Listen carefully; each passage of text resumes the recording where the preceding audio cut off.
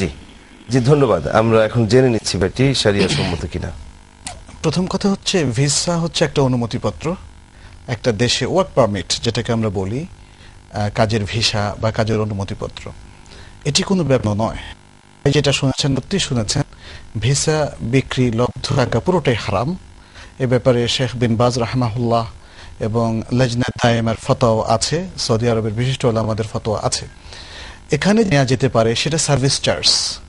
যেহেতু ভিসা এক খাত থেকে বের করার কিছু পরিশ্রম আছে এবং সেটা গিয়ে প্লেস করা, পৌঁছে দেয়া, লোক নিয়ে আসা, এটা একটা সার্ভিস।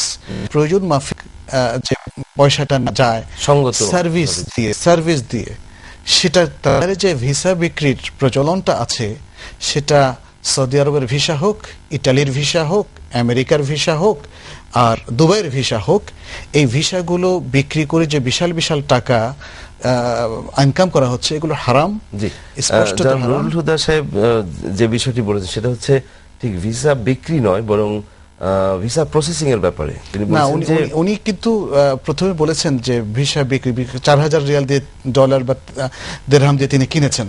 হ্যাঁ, তো 4000। প্রথম কথা হচ্ছে যে তিনি সে ফিটা নেবেন। অনেক সময় যেমন সৌদি আরবে আমরা দেখেছি প্রত্যেকটা ভিসার জন্য ছিল 1000 রিয়াল ফি, সরকারি ফি।